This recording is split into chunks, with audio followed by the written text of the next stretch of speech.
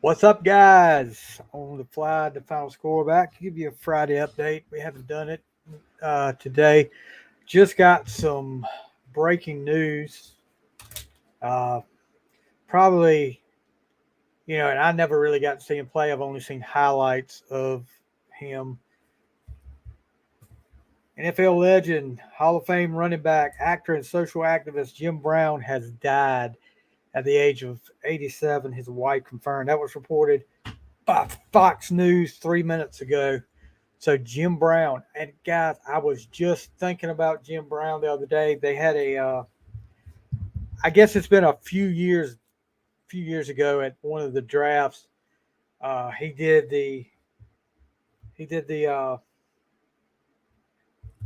Browns pick, and I was just thinking, man, how old is Jim Brown now? I mean, yeah, I don't know who this Facebook user is. It just says Facebook user, but anyway, yeah, really, really. I mean, but he was 87 years old, guys. The pounding he took and the poundings he delivered on the football field to make it to 87, that was quite an accomplishment. And he was also a pretty good actor too. He's in a lot of movies.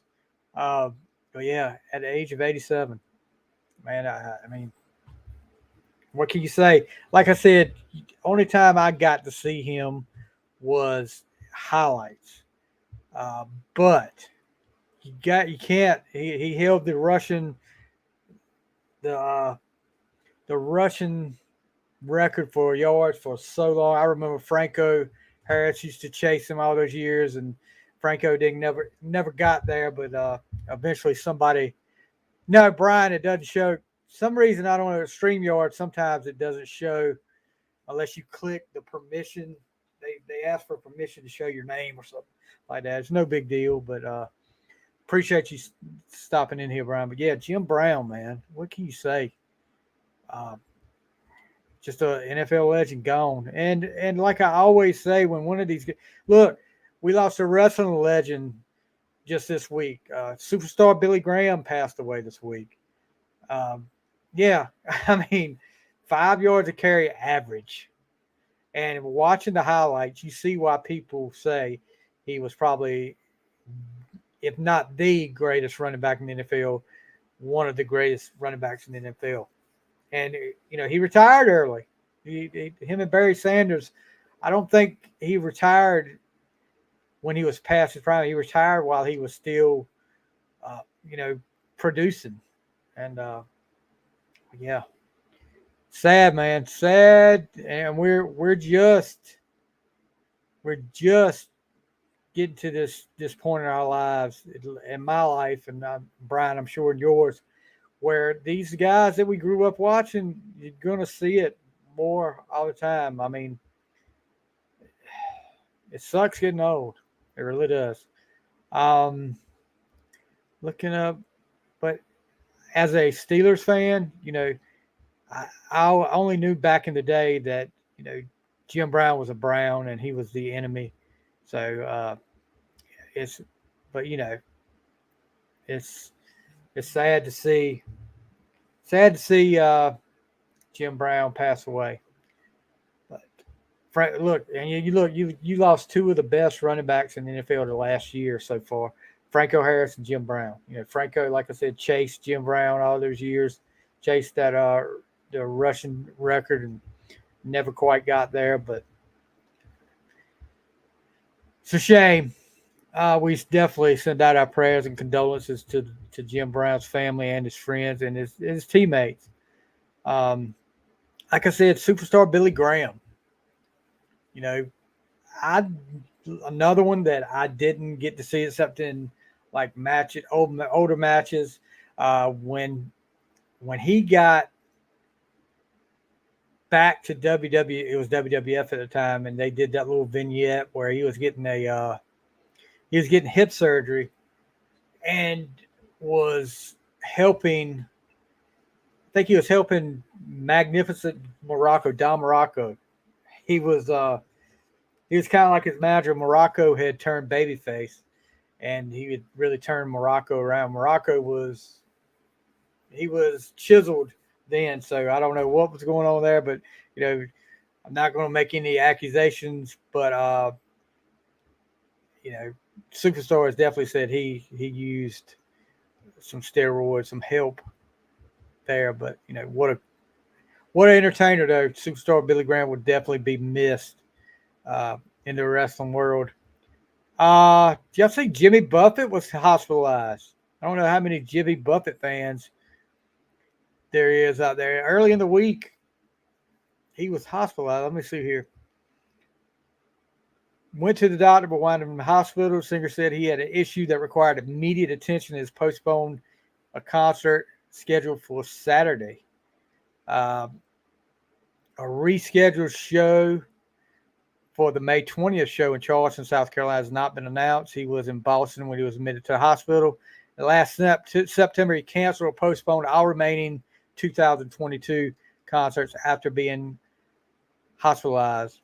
2 days ago, the Margaritaville singer wrote on Facebook that he was just back from a trip to Bahamas, thawing out from the California winter tour and chomping at the bit to get to Charleston. I had to stop in Boston for a checkup, but wound up back in the hospital to address some issues that needed immediate attention. So, yeah, I mean, there's another one, another legend, Jimmy Buffett, hospitalized.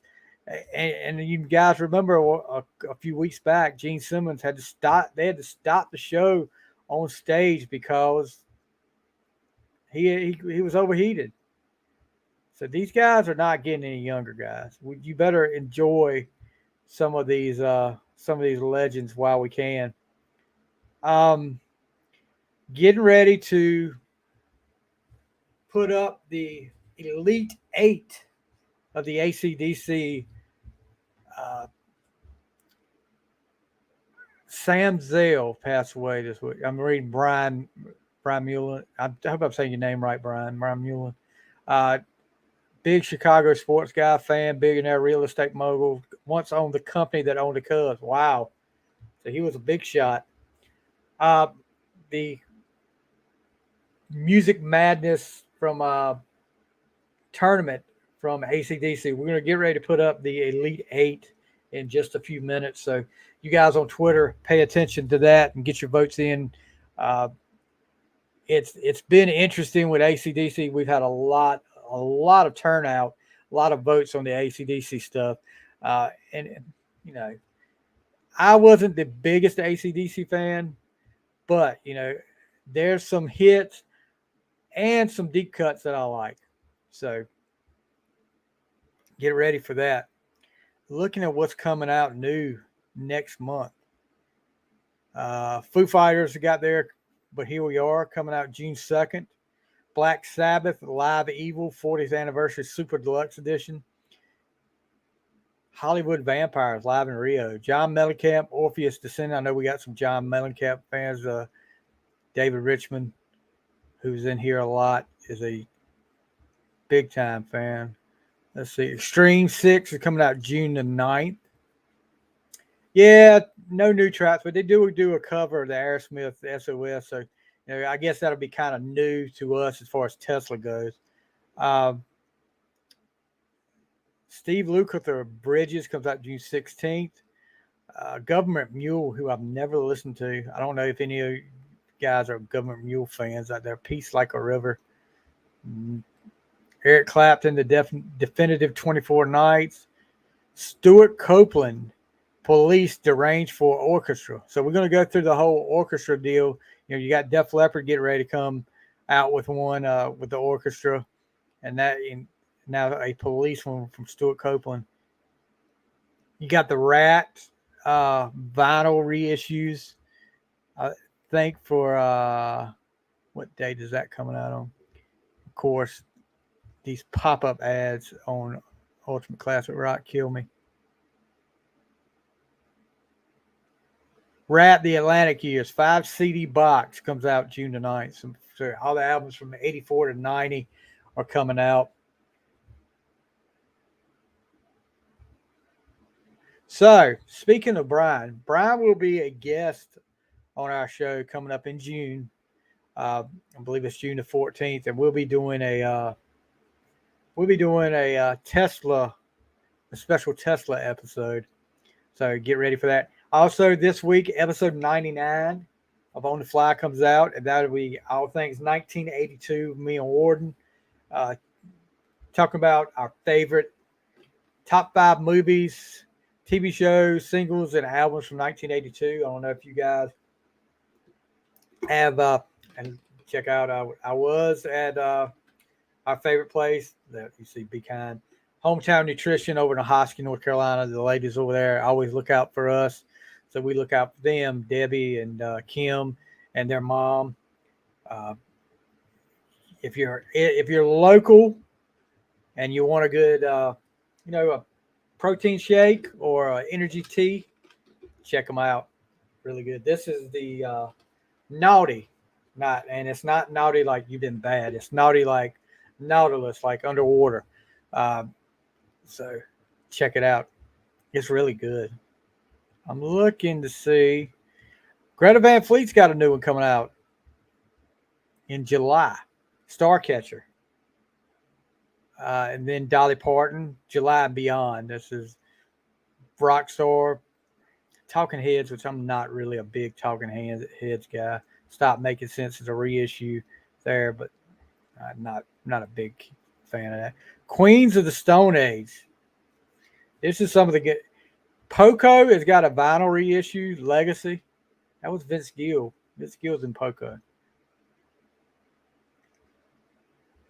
I'm looking at, and there's a little bit here and there. Dr. John, that's a reissue, I'm sure. But yeah. Look at Neil Sean's getting ready to put out a new album, or he already has. Journey Through Time album review on Ultimate Classic Rock. When did this come out? I'm actually on my album challenge right now. Listen to the Journey live at Lollapalooza. That's one of them. The new Luke Combs. New Luke Combs is on my list. Getting old.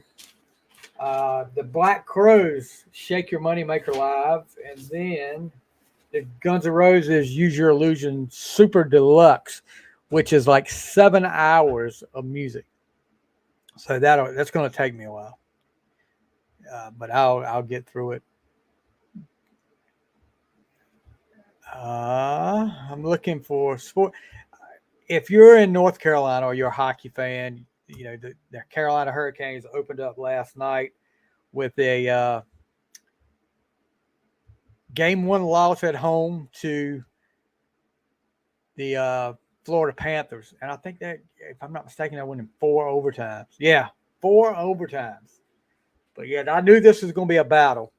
And hopefully the Hurricanes, I'll pull for the Hurricanes because they're my home state team.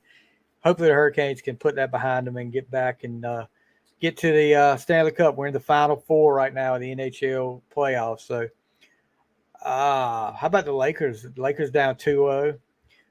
And if they come back and win this, guys, then I will start to buy into the stuff that's out there. I don't know the stuff. Isn't that a good technical word? That it's rigged because I don't know. LeBron, if LeBron was to win another one, then that would let me know that the NBA is kind of rigged. Yeah. And did you see him last night? Missed the dunk, wide open dunk. He was trying to switch his hands and do something fancy and lost it going up. And I'm gonna tell you, I didn't watch the game. I watched the highlights that people put up, and he looked pretty bad in the last 5 minutes of the game. He looked like he was out of shape. He was flopping. He he says he retweaked his ankle. So we'll see. We'll see. He'll probably come back and score like 40-some points next game. And it's funny how this flopping stuff happens when he's on the wrong end of the score. Can I say that? Maybe so. Not a LeBron fan here. Sorry, guys. for somebody, and we've said this on the Final Score several times, anybody that's got to say that they're the greatest player in the world is not the greatest player in the world. You never heard Michael Jordan say, I'm the greatest in the world. You know, no. Jordan would never say that.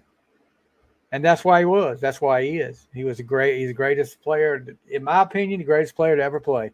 And you can't convince me, all you guys drinking the LeBron Kool-Aid out there, yeah, forget it. Yeah, he did. Yeah, but it's got to be on his mind, Brian, the whole time he says stuff like that. Because as much as it's brought up on sports radio, sports podcast, social media, um, as much as it's compared, there's no way that he ever forgets about Michael Jordan. And for him to say that, you know, why that's just something that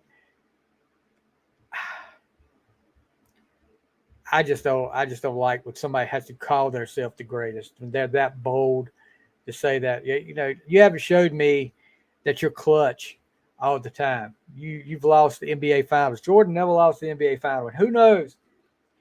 He doesn't retire for those 2 years. They may have won 8 NBA championships in a row. I mean, I'm all about people saying the competition in the NBA is they're so athletic. Well, if they're so athletic, every game is over 100 points for both teams. You're not playing defense. It's all about how far back you can shoot a three. No defense. It's just like one of the old back from the 80s NBA All-Star games where they never played defense. And don't even get me started on what All-Star games look like now in the NBA. I'm just fed up with that. I don't even watch. I watched the second half of the Celtics 76ers game Sunday when I got home from work, and only because some of the a friend of mine is or two guys at work, or one's a 76er fan, one's a Celtics fan. So I want to see who would get the bragging rights there, and of course the Celtics did. But how about today?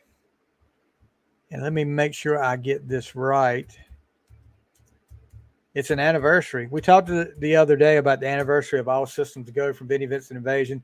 And like I said, if you haven't checked that out, if somehow if you're into that kind of music like the 80s rock, and you haven't checked it out, check out All Systems Go from Vinnie Vincent Invasion. So back on this day in 1992, which is what? 31 years ago? God. 31 years ago, Kiss does what could be considered, and is considered by some the best non-makeup album. I guess that's up for debate from some people, and it's probably one of them with me. It's probably near the top, if not at the top to me. Revenge. They're coming off the Hot in the Shade album. Hot in the Shade album, which is nothing wrong with the Hot in the Shade album. I think it's a great album. But Revenge went back to what Kiss was when they started. It was just rock and roll. And, you had the ballad in there, Every Time I Look at You, which is a great song, very underrated song. Could have been a hit. But, from the start to Unholy to the end with the tribute to Eric Carr, Car Jam 1981.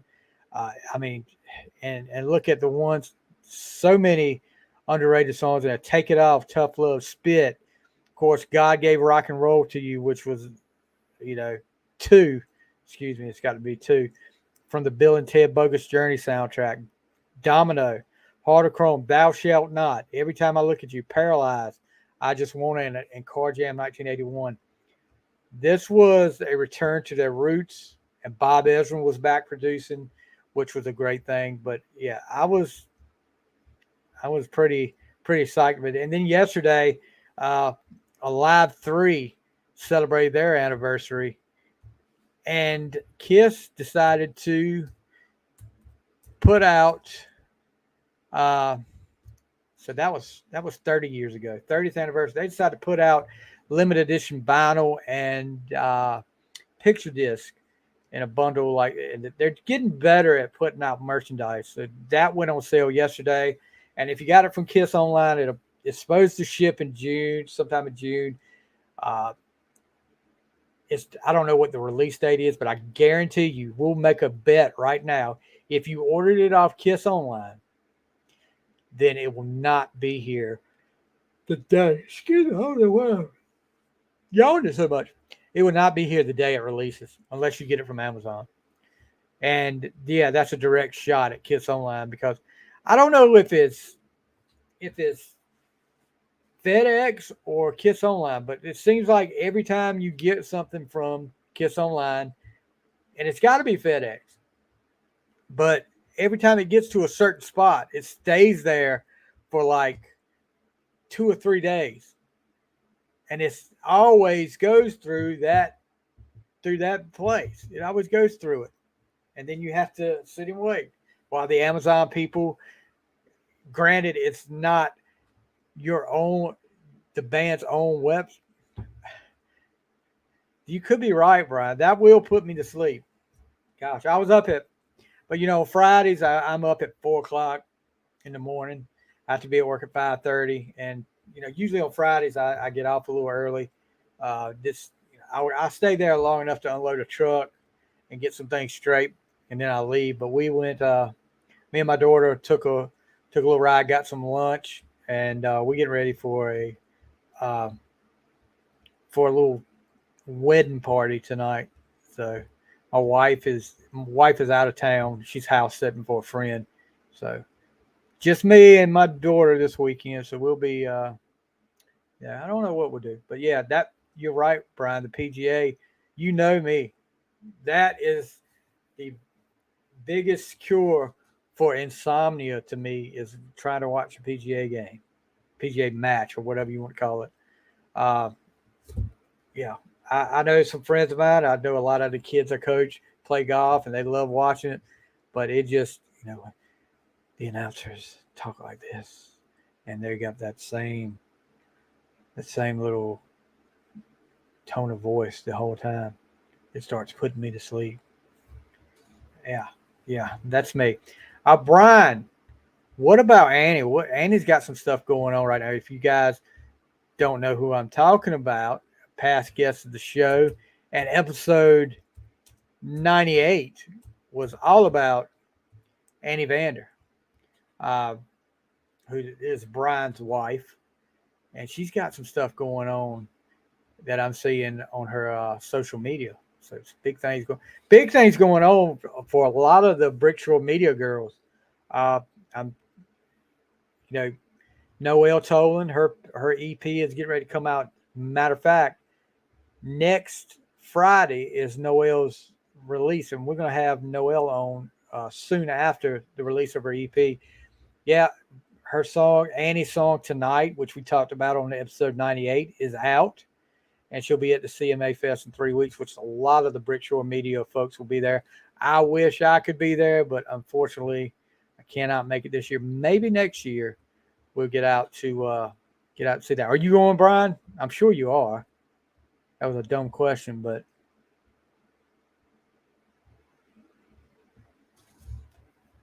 yeah, PGA is definitely on me right now.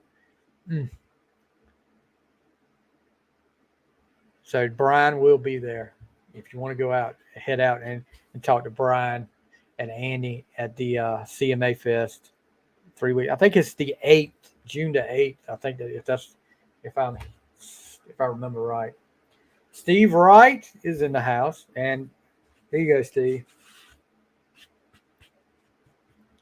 There you go. Steve made a comment the other day when I did my video wearing my Steelers hat that he needed to buy me a Chiefs hat. And we have talked about it, and Steve will be coming on soon, probably when Steve has a break which we've got him booked for one show already, and I'm gonna book him for another one. We've talked about top 10 Kansas City Chiefs. He's a big Chiefs fan, of course. The Super Bowl champion Kansas City Chiefs, which I'm not. I don't mind saying that. I want to know from Steve and Brian out there, because I don't think Brian's a Kansas City fan. I forget who Brian says he's a fan of football. If he is, does got a team. If Steve's listening, do you think now that Tom Brady is gone and the aura of the New England Patriots is gone, do you think that the Kansas City Chiefs get thrust into that, either in that position where either you're a Kansas City Chiefs fan or you pull against the Kansas City Chiefs like the Patriots were? Because, Mahomes, rightfully so, Mahomes is everywhere. The Bears ruined it for you. So you were a Bears fan. Look, you guys had some great years with the Bears. I mean, look at that freaking defense from 85, and played in one of the most boring Super Bowls ever for me when you guys crushed the Patriots 46-10. I still have memories of that game, and I'm like, so I was like 12 and watching that game, and I was like, God. And I want to say this game was an early game. They did the games earlier then, I think. But yeah, that was just an ugly game. Yeah, 85 was a long time ago. Kind of like 95, the Cowboys fans out there. The 95, they keep chirping, but the last time you won a Super Bowl it was on VHS. But yeah, so I'll give them that. But yeah, do you keep up? You keep up with Mongo? What's going on with Steve McMichael? I know he's like in a big time fight. I haven't seen any updates here lately on him. He's ALS. He's got that, and he's been in bad shape for a while. I know a lot of the former wrestlers from WCW did and some other wrestlers did a fundraiser for him a while back, like Money for Mongo, I think is what they called it. But yeah, I know he looked. But you know what? Every time you see him on there, he's smiling though. Whenever they take pictures, I know Flair's been up there a couple of times, took pictures with. He's smiling every time, and just a shame as much of a physical specimen as that guy was, that disease takes you down, and it's just a shame. I wasn't a big Bears fan or anything like that, but you gotta, that defense was one of the greatest defense the NFL has ever seen, with him, Dan Hampton, Singletary, Wilbur Marshall, Otis Wilson, Gary Fensick, who was from even Ron Rivera was a part of that too. Richard Dent, that team right there. The only thing I hated, really, everybody fell in love with Refrigerator Perry, but Brian, and you can tell me your thoughts here. Were you upset that Walter Payton didn't get to score a touchdown in that Super Bowl? Because just about everybody else did. And they could have instead of giving it to Refrigerator on that goal line situation, they could have given it to Payton and give Payton his touchdown. Because Payton was there when Chicago struggled. The late 70s. And it wasn't good in Chicago then. They didn't have Payton was pretty much all they had. And he struggled with those teams, and then finally gets to a point where he's got a awesome team. And he was known before that defense come along. When you thought Chicago Bears, you thought Walter Payton.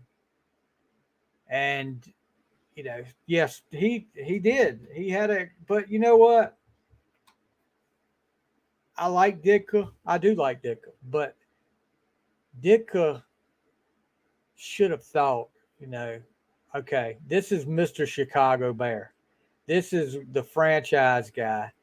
We need to get him in the end zone. And to see the reaction after the game in the locker room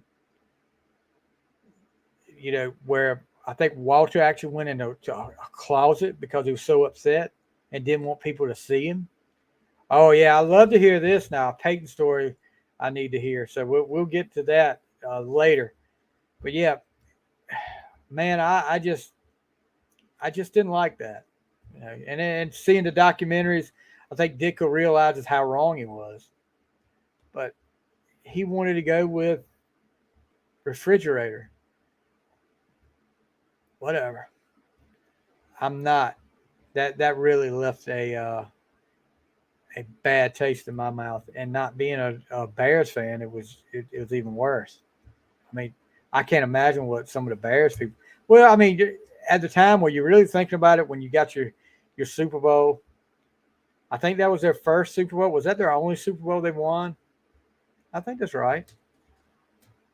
I don't remember any earlier Super Bowls. Of course, before the Super Bowl came along, they had a dominant run there with, you know, when it was the NFL championship. But I think it was only one, and then they lost one to the Colts, right? I think I'm right. The fact that you got there with Rex Grossman is somebody did a great job getting there with Rex Grossman. I'm sorry. Looking at the rumor mills on the NFL. Uh oh. Sound like we got some rain going on out there. So could have been Matt's. Yes. I can't remember. Hold on. Let me look. I can. Wait, all else fails, you Google it. Uh, Matt Suey. When you saw Super Bowls, let's see. Super Bowl appearances for Chicago Bears. Let's see.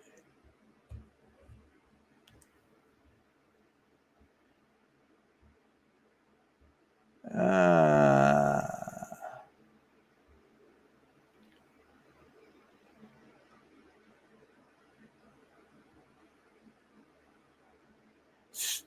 they've only been in two Super Bowls, 85 and 2006. I know who I was trying to think of. Dave Dorson. Had a very tragic end to his life. But man, when you had Dorson and Fensick back there in the secondary, those guys would lay a hit on you. Uh, yeah, just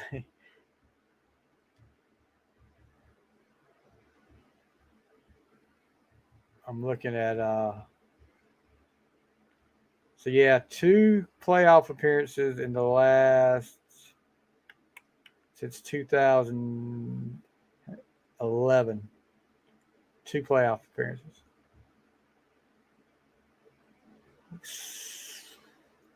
Lost the conference championship in '88. Lost the conference championship in '84. Won the Super Bowl in '85. Divisional round. Lost two straight years, '86, '87 in divisional round.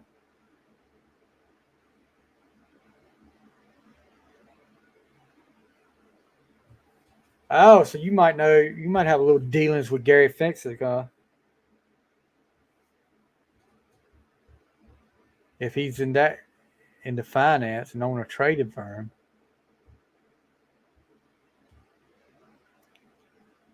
Okay, who'd you side with?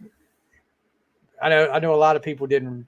If at my age, I really didn't, and not having ESPN or anything, I can only imagine how ESPN was, and uh, if it had been ESPN had coverage like they do now, how the little split in the team between Buddy Ryan and Mike Ditka was with the defense. So, which side would you have sided with? Would it have been Ditka or Buddy Ryan?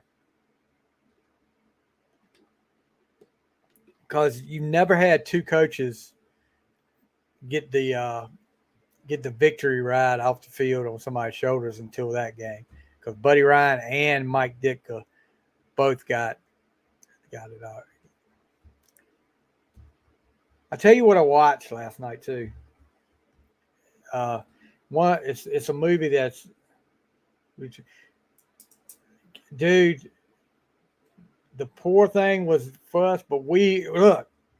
This town, Alaska was so small that they skipped cable right over top of us. It went like the cable would come in from this side, and it was almost like it just went. When it got to us, it just went totally around us and came back on the other side. So yeah, we didn't get ESPN until we got one of those gigantic, humongous satellites in our backyard before DirecTV came along.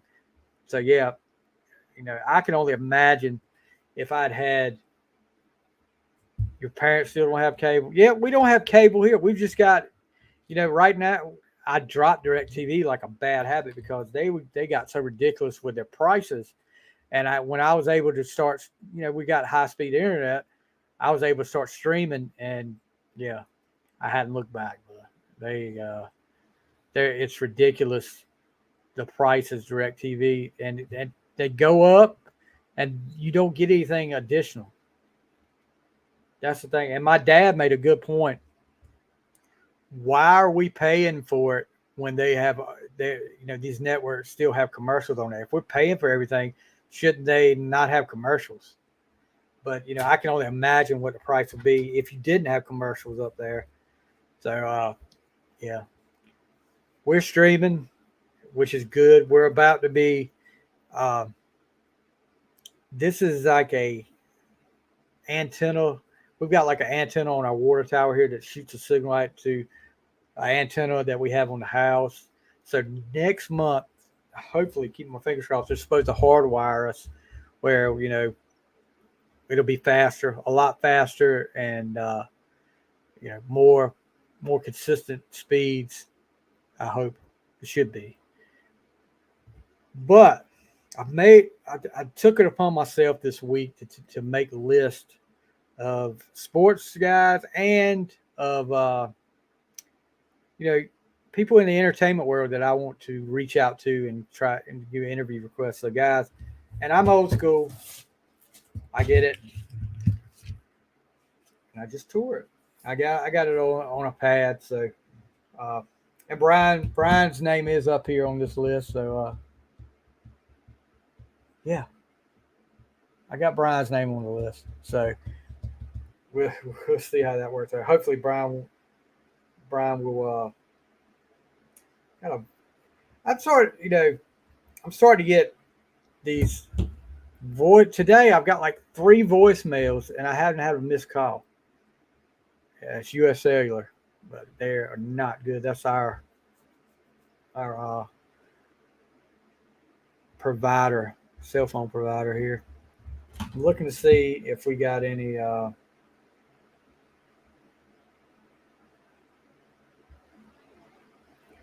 oh.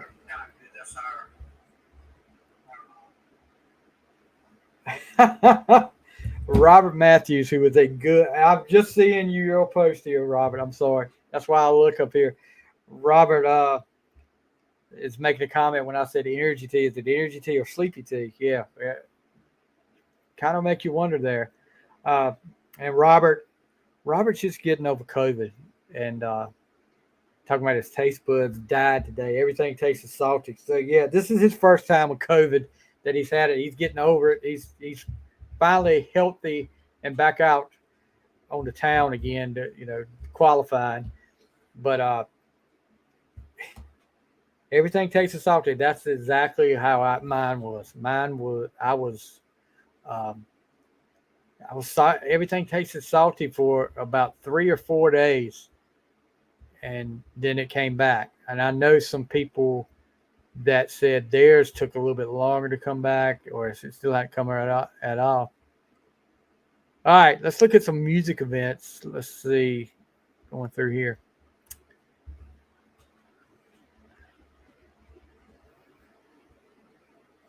Sonic Youth, Smashing Pumpkins, Peter Frampton, and Cypress Hill appear on the Homer Palooza episode of Simpsons on this day back in 1996. The Backstreet Boys, released "Quit Playing Games with My Heart," their breakthrough single in the U.S. in '97. Let's see, moving up the list. No. What about Moby? Whatever happened to Moby? Was there any Moby fans out there? I think he had that one freaking song with Gwen Stefani that was pretty good. But other than that, the most I've ever heard about Moby was his feud with Eminem and Triumph. Triumph, the insult comic dog, blasting him every chance he got, which was hilarious. Triumph is hilarious. Moby is behind the scenes still producing. Okay. I knew I haven't seen anything out of him. Let's see. Oh, on this day in 62, way back before I was alive. Less than 3 months before her death, Marilyn Monroe makes one of her last public appearances at President John F. Kennedy's 45th birthday celebration, where she famously sings "Happy Birthday, Mr. President" in his honor. Can you imagine the looks that JFK probably got from Jackie when she was up there singing that to him? Oh my gosh. I would be so like, oh, rock, hard place, me. This day in 1992, Billy Ray freaking Cyrus releases his debut album, Some Gave All, featuring his signature song, Achy Breaky Heart. The album dominates the Billboard 200 chart for 17 consecutive weeks, and the single's music video spawns a line dancing trend across the U.S. where a new breed of country music is already becoming a phenomenon. I am I'm not a line dancer. I'm not a dancer by any means. I've got like 3 left feet, if it's possible. Let's see. What else went on?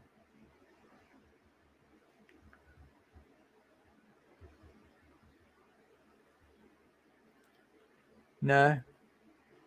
5 weeks in 1990, 5 weeks after debuting at number 39 on the Hot 100 chart, Madonna's Vogue moves into the number 1 spot. This is when and nothing against Vogue or any of that kind of music, I kind of started falling off the radar with Madonna. 1986, on this day in 1986, former Genesis frontman Peter Gabriel transitions from cult performer to pop star with the release of his 5th solo album, So, which includes the hit single Sledgehammer. Yeah. And another song that sampled Sledgehammer. You remember the rap group Third Base, when they did Pop Goes the Weasel, the song about Vanilla Ice, they sampled Sledgehammer in the background.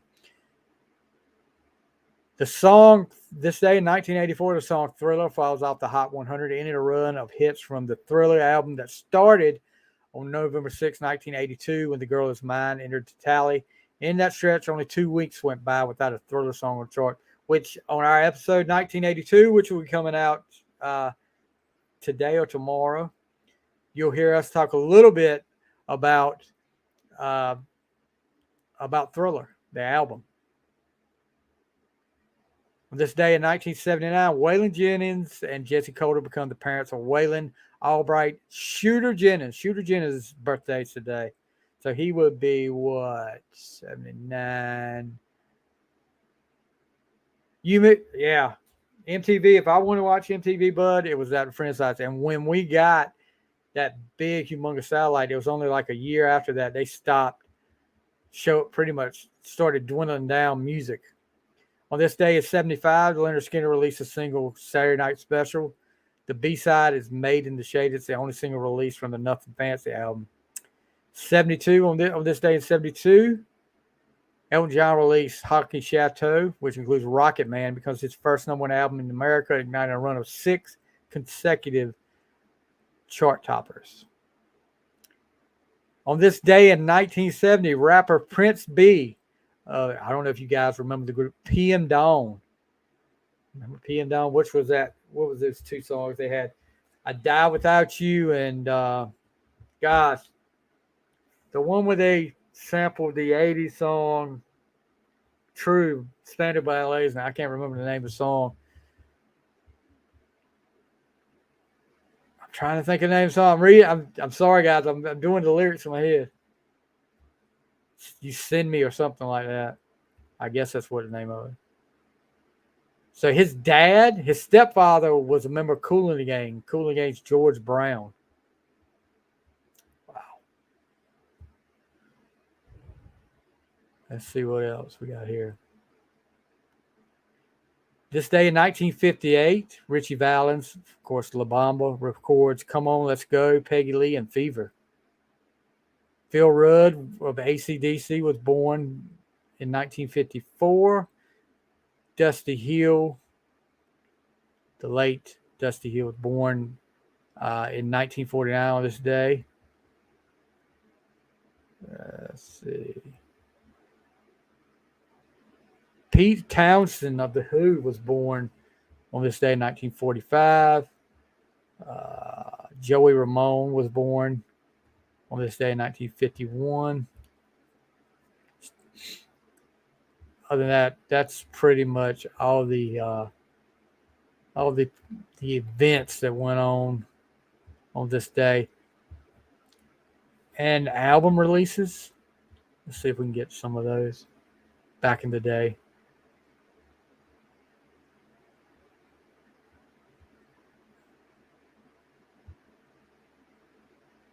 Oh, it looks like the Go-Go's on this week.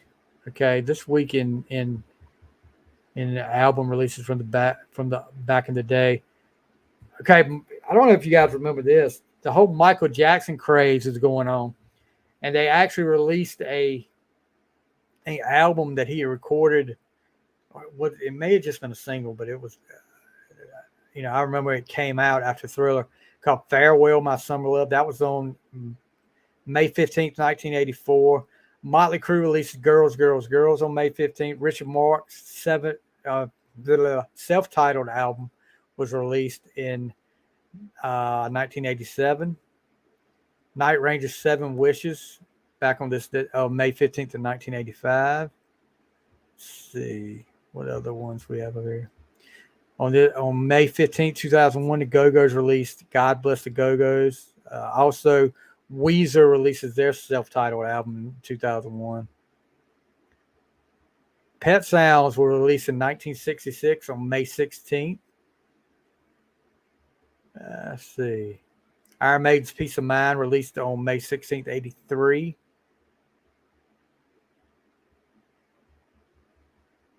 Let's see. The Gap Band, back in 1982 on May 17th, the Gap Band 4 was released. I think that had "You Dropped a Bomb on Me," which was a freaking great song. Judas Priest "Ram It Down" back on May 17th in 88. Herbie Hancock, remember him? Back in 1988, May 17th, he releases "Perfect Machine." Davis Hanson, 1995 on May 17th, "Boomerang" comes out. So we get closer to this day. Let's see. Janet Jackson's "Janet" is released on May 18th, 1993, which Janet just turned 57 this week. Of course, we talked about Kiss Alive 3 on May 18th, 1993. Here we go. Today, we already talked about Elton John. Talked about Peter Gabriel. Prince's Parade on this day in 1986, which it wasn't the follow-up to Purple Rain. I think Around the World in a Day was the next one to come after Purple Rain, but this one, sure. I listened to this one on my album challenge, Parade, and no. Lisa and Cult Jam back in 1987 on this day released Spanish Fly. We talked about Kiss.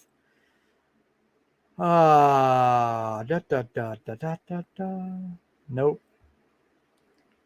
And we'll get Kiss has got a lot of albums released this week. They must have really decided they wanted to. Okay, on this day in 2015, Whitesnake releases the Purple album, which is a pretty good album there. Yeah, Elton John and Kiss like to release albums in May. because tomorrow's is a pretty big album coming out tomorrow, and we'll talk about that tomorrow when we do our update tomorrow. Birthdays. We have a lot of birthdays this week.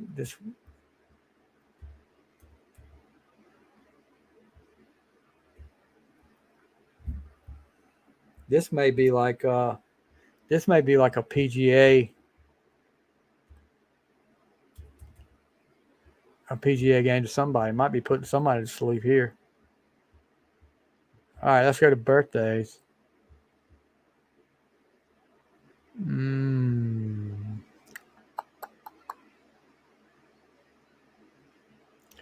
Nope.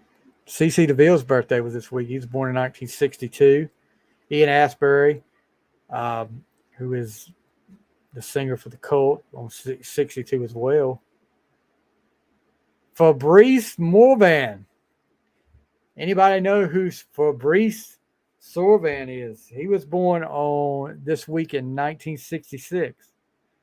If anybody knows that name, then you know more useless information than I do.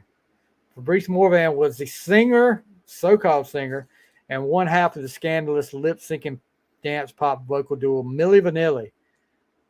Of course, you know, they were stripped of their 1989 Grammy Award when in 1990 was revealed that they never actually sang on their albums or in concert.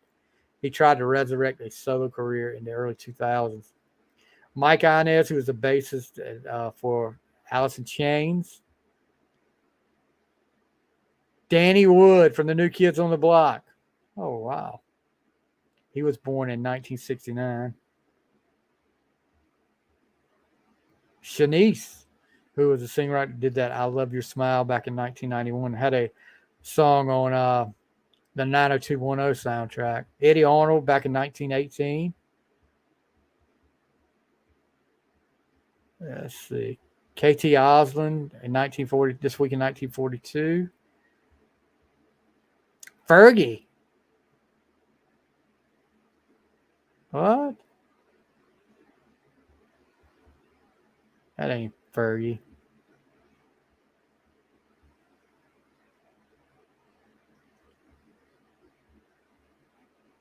Let's see. Liberace in 1919 in this week. I know you all wanted to know about Liberace.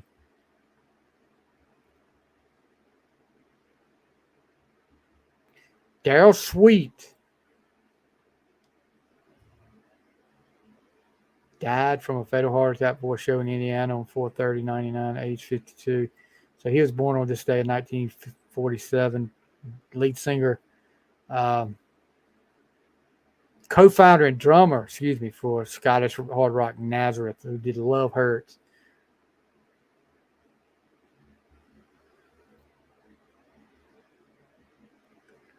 Like I said, Janet Jackson on this day on May 16, 1966.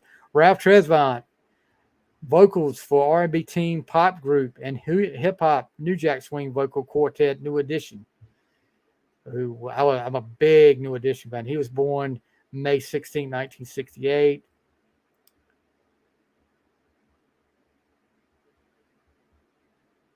Lightning Licks Johnson on May 17th, 1953. Vocals and guitar for R&B, soul, disco, funk sibling group, the Brothers Johnson. So Lightning Lick Johnson. Jordan Knight, who was the lead singer for New Kids on the Block, born this week in 1970. Trent Reznor, born this week in 1965. He's a singer for Nine Inch Nails. May 18th. Perry Como was born this week in 1918. George Strait, who had a birthday yesterday, born this day it was 17th, 1952. J. Anthony Frankie, who was Jake Summers on the great show that came on Saturday mornings on NBC, California Dreams. He had a birthday on Wednesday as well. He's a past guest of the show, and Jay's a great guy. Martika, Toy Soldiers, this week in 1989.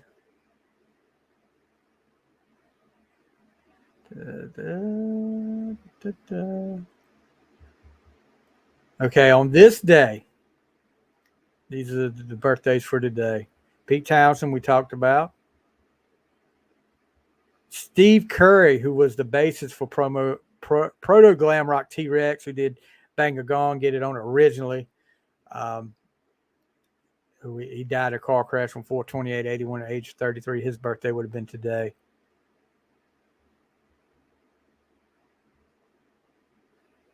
We talked about Dusty Hill, Joey Ramone,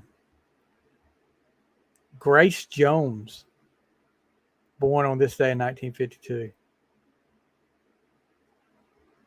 Teddy Bear Ware, who is also Martin Ware, founding member of late 70s synth pop pioneers, the Human League, born on this day in 1956.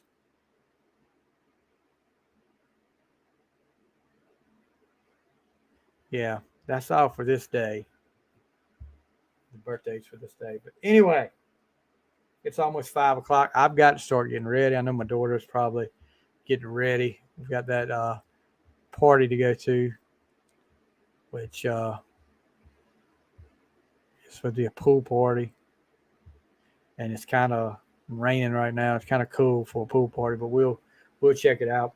Anyway, guys, that's going to do it for our Friday update. Like I said earlier, Jim Brown passed away today at the age of 87. We send out our condolences and prayers to his family and his friends and to the Browns organization. And we just hopefully, I'm sure he lived a full life at 87. Like I said, with one of the greatest, if not the greatest, running backs ever played in the NFL. And rest in peace to Jim Brown. You guys, you have a great night, and we'll see you probably tomorrow on the fly and on the final score. Have a great night, guys.